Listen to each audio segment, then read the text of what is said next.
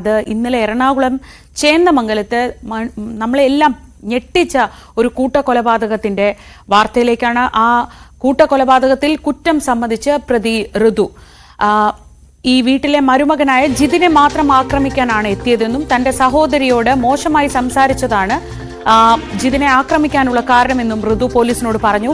തടുക്കാൻ ശ്രമിച്ചപ്പോഴാണ് വേണുവിനെയും ഉഷയെയും ആക്രമിച്ചത്. വിനീഷ് ഓടിയെത്തിയപ്പോൾ തലക്കടിച്ചതായും പ്രതി ഋതു പോലീസിന് മുന്നിൽ സമ്മതിച്ചു.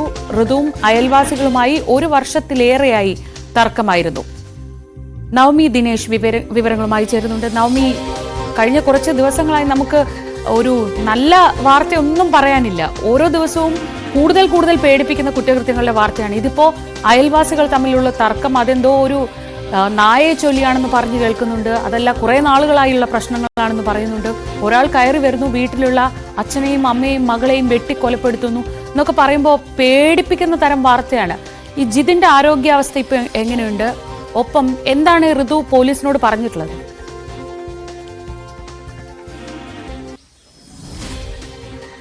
ശ്രീജ, ഒരു കുടുംബത്തിലെ 3 പേരെ അതിദാരുണമായി വെട്ടിക്കൊലപ്പെടുത്തി എന്ന് പറയുമ്പോൾ തന്നെ നമുക്കത് ഒട്ടും ഉൾക്കൊള്ളാൻ കഴിയാത്ത, അല്ലെങ്കിൽ ഏറെ വിഷമിപ്പിക്കുന്ന ഒരു സംഭവം തന്നെയാണ്. എനിക്കൊന്ന് കേരളത്തിൽ ഈ അടുത്തിടയിലായിട്ട് നമ്മൾ ഒരുപാട് ഇത്തരത്തിലുള്ള ക്രിമിനൽ വാർത്തകൾ കേൾക്കുന്നുണ്ട്, ക്രൈം വാർത്തകൾ കേൾക്കുന്നുണ്ട്. അതിൽ ഏറ്റവും ഞെട്ടിപ്പിക്കുന്ന ഒന്ന് തന്നെയാണ് ഇന്നലെ രാത്രി ഈ പറവൂർ ചേന്ദമംഗലത്ത് സംഭവിച്ചിരിക്കുന്നത്. ഞാനിപ്പോൾ നിൽക്കുന്നത് ഈ കൊലപാതകം നടന്ന വീട്ടിലാണ്. ഇവിടെ ഇപ്പോൾ പോലീസിന്റെ ഒരു സുരക്ഷ കൂടിയുണ്ട്. വീട്ടിലെ 3 പേരെയാണ് അതിക്രൂരമായി വെട്ടിക്കൊലപ്പെടുത്തിയിരിക്കുന്നത്. വേണുവിന്റെ ഭാര്യ ഉഷ, ഇവരുടെ മകൾ വിനീഷ, ഇവർ 3 പേരുമാണ് മരിച്ചിരിക്കുന്നത്. ജിതിൻ ഗുരുതരമായി തന്നെ ഇപ്പോഴും ആശുപത്രിയിൽ തുടരുകയാണ്, വെന്റിലേറ്ററിൽ തന്നെ തുടരുകയാണ്. നമുക്ക് ഈ വിഷ്വലിൽ തന്നെ കാണാം ആ വീടിന്റെ CCTV ദൃശ്യങ്ങൾ. അതായത് ഈ കുറേ നാളുകളായി ഈ ഋതു ഈ പരിസരവാസികൾക്ക് വലിയൊരു ശല്യമുള്ളൊരു വ്യക്തിയാണ്. പ്രത്യേകിച്ച് ഈ വീട്ടിലേക്ക് എത്തുകയും അനുവാദമില്ലാതെ വീട്ടിന്റെ മുകളിൽ ടെറസിലൊക്കെ കയറിയിരിക്കുന്ന ഒക്കെ സാഹചര്യമുണ്ട്. കുറേ നാളുകളായി പോലീസിലൊക്കെ പരാതി നൽകുന്നുണ്ട്. ഋതുവിനെ പേടിച്ച് CCTV അടക്കം സ്ഥാപിക്കുന്ന ഒരു സാഹചര്യമുണ്ട്. പക്ഷേ പോലീസിൽ പരാതി നൽകിയിട്ടൊന്നും ഋതു അടങ്ങിയില്ല. കാരണം അത്രമാത്രം ക്രിമിനൽ ഉള്ള ഒരു വ്യക്തി തന്നെയാണ്. 2-ലധികം കേസുകളുണ്ട്. തൃശൂർ പരിധിയിൽ ഒരു കേസുണ്ട്, അത് ഒരു ലഹരി ഇടപാടുമായി ബന്ധപ്പെട്ട്, മറ്റൊന്ന് മോഷണ കേസ്, അങ്ങനെ അക്രമം, അങ്ങനെ നിരവധി കേസുകളിലെ പ്രതി കൂടിയാണ് ഈ ഋതു. ഈ വീട്ടിലെത്തി, അതായത് ഋതു പോലീസിനോട് ഇത് കുറ്റം സമ്മതിച്ചിട്ടുണ്ട്. ഋതു പറയുന്നത് പ്രകാരം ഈ ജിതീഷ്, അതായത് ഈ വീട്ടിലെ മരുമകൻ ജിതീഷ് ഇപ്പോൾ ആശുപത്രിയിലാണ്. ജിതീഷ് ഋതുവിന്റെ സഹോദരിയോട് മോശമായി പെരുമാറി. ഇത് ചോദ്യം ചെയ്യാൻ ഇവിടെ വന്നതായിരുന്നു. ജിതിനെ ആക്രമിക്കുക എന്നൊരു ഉദ്ദേശം മാത്രമേ ഉണ്ടായിരുന്നുള്ളൂ. പക്ഷെ അതിനിടയിലേക്ക് ഈ ജിതിന്റെ ഭാര്യയുടെ അച്ഛനും അമ്മയും ഇടയ്ക്ക് കയറി. ഉടനെ തന്നെ ഇവർ ഇടയ്ക്ക് കയറിയതുകൊണ്ടാണ് അവരെയും ആക്രമിച്ചത്. ഇത് കണ്ടുകൊണ്ടിരുന്ന ജിതിന്റെ ഈ നിലവിളി ശബ്ദം കേട്ട് എത്തിയതായിരുന്നു ഭാര്യ. അങ്ങനെയാണ് ഭാര്യയുടെയും തലക്കടിച്ചത്. ഇരുമ്പ് പൈപ്പ് വടി ഉപയോഗിച്ചാണ് ഇവരെ തലക്കടിച്ച് കൊലപ്പെടുത്തിയത്. അതിൽ ജിതിന്റെ നില ഇപ്പോഴും ഗുരുതരമായി തുടരുകയാണ്. 2 കുഞ്ഞു മക്കൾ കൂടിയുണ്ട് ഇവർക്ക് എന്നുള്ളതാണ് അധികം നമുക്ക് വിഷമം തരുന്നത്. അവർ ഈ സംഭവം കേട്ട് ഓടി പുറത്തേക്ക് ഇറങ്ങിയതുകൊണ്ടാണ് അവരെ രക്ഷപ്പെട്ടത്. അങ്ങനെ ഒരു വീട്ടിലെ 3 പേരെയും അതിദാരുണമായി കൊലപ്പെടുത്തിയ ശേഷം ഈ ഋതു കുറ്റം സമ്മതിച്ചിട്ടുണ്ട്. തന്റെ സഹോദരിയെ മോശമായി പെരുമാറിയതാണ്, സഹോദരിയോട് മോശമായി ജിതിൻ സംസാരിച്ചത് കൊണ്ടാണ് ഇത്തരത്തിൽ ആക്രമിക്കാൻ എത്തിയതെന്നാണ് പറയുന്നത്. നമ്മൾ ഈ കാണുന്നതാണ് ഋതുവിന്റെ വീട്. അതായത് ഇവർ അടുത്തടുത്ത് അയൽക്കാർ തന്നെയാണ്, തൊട്ടടുത്ത് തന്നെയാണ് താമസിക്കുന്നത്. ഈ വീട്ടിലും ഇപ്പോൾ ആരുമില്ല. ഋതു ഇവിടെ നിന്നാണ് നേരെ ഓപ്പോസിറ്റുള്ള വീട്ടിൽ, അതായത് ഈ കാണുന്നതാണ് ജിതിന്റെ കൊല്ലപ്പെട്ട ഉഷയും വേണു ഒക്കെ താമസിക്കുന്ന വീട്. അങ്ങനെ തൊട്ട അയൽക്കാർ തന്നെയാണ്. ഈ പരിസരവാസികൾക്കെല്ലാം ഋതു ശല്യക്കാരനാണ്.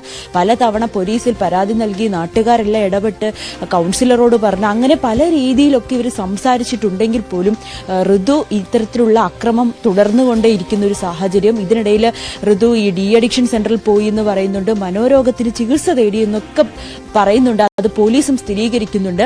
ഈ അടുത്തുള്ള ഒരു ആശുപത്രിയിൽ തന്നെ അതിനെ ചികിത്സ തേടുന്ന ഒരു വ്യക്തി കൂടിയാണ് ഋതു എന്ന് പറയുന്നുണ്ട്. ബാംഗ്ലൂരിൽ ഒക്കെ ജോലിക്കായിരുന്നു, മറ്റു ആവശ്യങ്ങൾക്കൊക്കെ ബാംഗ്ലൂരിൽ പോയി തിരിച്ചു വന്നതേ ഉണ്ടായിരുന്നുള്ളൂ. 2 ദിവസം ആയതേ ഉള്ളൂ തിരിച്ചു വന്നിട്ട്. അതിനിടയിലാണ് ഇന്നലെ വൈകുന്നേരം ഇത്തരത്തിൽ ദാരുണമായ സംഭവം ഉണ്ടായിരിക്കുന്നത്. ചേട്ടാ, ഇല്ല, ഞാൻ ദൂരെ സംഭവം അറിഞ്ഞു വന്നു, ഇവരെ പരിചയമൊന്നും? ഇല്ല. ഇന്നലെ വൈകുന്നേരത്തോടുകൂടി നിറച്ചിവിടെ ആളുകളൊക്കെ പരിസരവാസികളൊക്കെ ഇവിടെ എത്തിയിട്ടുണ്ടായിരുന്നു. പക്ഷെ ഇന്ന് എല്ലാവരും ഇവിടെ നിന്ന് പിരിഞ്ഞു പോയ സാഹചര്യം. മറ്റൊന്ന് ഈ പരിസരവാസികൾക്കൊക്കെ ഒരേ സ്വരത്തിൽ പറയാനുള്ളത് അത് മാത്രമേ ഉള്ളൂ. ഋതു വലിയ ശല്യക്കാരനായിരുന്നു, ഒരു ക്രിമിനൽ സ്വഭാവമുള്ള വ്യക്തി തന്നെയാണ്. പലതവണ പോലീസിൽ പരാതി നൽകി. പക്ഷേ ഋതുവിന്റെ ഈ ഒരു സ്വഭാവം അല്ലെങ്കിൽ ഋതുവിനെ നിയന്ത്രിക്കാൻ പോലീസിന് പോലും കഴിയാത്തൊരു സാഹചര്യം. 52 ദിവസങ്ങളോളം റിമാൻഡിൽ കഴിഞ്ഞ പ്രതി കൂടിയാണ് ഋതു. അതിനിടയിലാണ് ഇത്തരത്തിൽ വലിയൊരു കൊടും ക്രൂരത ആ കുടുംബത്തോട് കാണിച്ചത്. ആ കുട്ടികൾ അനാഥരാണ്. ഇപ്പോഴും ജിതിൻ അപകടനില തരണം ചെയ്തിട്ടില്ല. അങ്ങനെ വലിയ ഒരു ദുഃഖത്തിലേക്കാണ് ആ കുടുംബം ആഴ്ന്നിരിക്കുന്നത്. ബന്ധുക്കളൊക്കെ വളരെയേറെ വിഷമത്തിലാണ്. അപ്രതീക്ഷിതമായിട്ടുള്ള ഇവരുടെ ഒരു വിയോഗം. ഒപ്പം അവരുടെ പോസ്റ്റ്മോർട്ടം ഇൻക്വസ്റ്റ് നടപടികൾക്ക് ശേഷം പോസ്റ്റ്മോർട്ടത്തിനായി കളമശ്ശേരി മെഡിക്കൽ കോളേജിലായിരിക്കും മൃതദേഹം കൊണ്ടുപോവുക. അതിനുശേഷം 4 മണിയോടുകൂടിയായിരിക്കും, കാരണം 3 മൃതദേഹങ്ങളും പോസ്റ്റ്മോർട്ടം ചെയ്യുന്നതിന് വേണ്ടി സമയമെടുക്കും. ഏകദേശം വൈകിട്ടോടുകൂടി മാത്രമേ ബോഡി വിട്ടുകിട്ടൂ. പക്ഷെ അപ്പോഴും എവിടേക്കാണ് കൊണ്ടുവരേണ്ടതെന്നോ എവിടെയാണ് സംസ്കരിക്കേണ്ടതെന്നൊന്നും ബന്ധുക്കൾക്ക് ഒരു ധാരണയായിട്ടില്ല. കാരണം ഒരു കുടുംബത്തിലെ തന്നെ 3 പേരാണ് മരിച്ചിരിക്കുന്നത്. മരുമകൻ ഇപ്പോഴും ആശുപത്രിയിൽ തന്നെയാണ്. ഈ വീട്ടിൽ ഇനിയിപ്പോൾ തെളിവെടുപ്പ് അടക്കം നടത്തേണ്ടതുണ്ട്.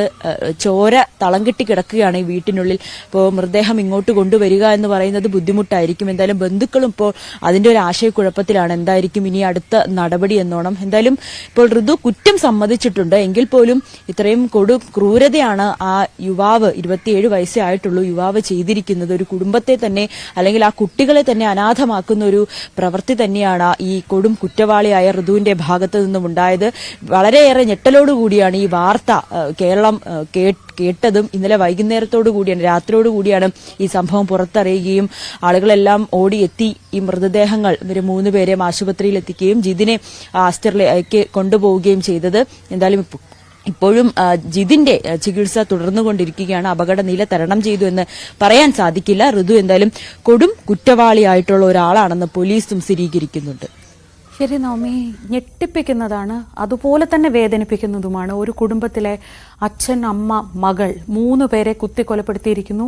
മകളുടെ ഭർത്താവ് ഗുരുതരാവസ്ഥയിൽ ആശുപത്രിയിലാണ്, ഇപ്പോഴും വെന്റിലേറ്റർ സഹായത്തിലാണുള്ളത്. 2 കുട്ടികളാണ് അനാഥരായി പോയത്. ഇതിനൊക്കെ കാരണം ഒരു ഹാബിച്വൽ ഒഫൻഡർ, സ്ഥിരം കുറ്റവാളിയായ ഒരാളുടെ പ്രവൃത്തിയാണ്. അപ്പോൾ പോലീസും കൂടെ അതിന് മറുപടി പറയേണ്ടതുണ്ട്. എങ്ങനെയാണ് അങ്ങനെ സ്ഥിരം കുറ്റവാളിയായി, സ്ഥിരം പരാതിപ്പെടുമ്പോൾ സ്ഥിരം കുറ്റവാളിയായ ഒരാൾ ഇങ്ങനെ സ്വതന്ത്രമായി വിഹരിക്കുന്ന ഒരവസ്ഥ ഉണ്ടായത് എങ്ങനെയെന്നത് പോലീസിന് കൂടി ഉത്തരം പറയേണ്ടി വരും. ലഹരിക്ക് അടിമയാണെന്ന് പറയുന്നു, നിരന്തരം വീടുകളിൽ കയറി പ്രശ്നങ്ങൾ ഉണ്ടാക്കുന്നു എന്ന് പറയുന്നു. അങ്ങനെ ഒരാൾ ഒരു കുറ്റകൃത്യം നടത്തുമ്പോൾ അതിന് ഉത്തരം പറയേണ്ടത് പോലീസ് കൂടിയാണ്. മറ്റു വാർത്തകളിലേക്ക് മടങ്ങിയെത്താം ഇടവേളയ്ക്ക് ശേഷം.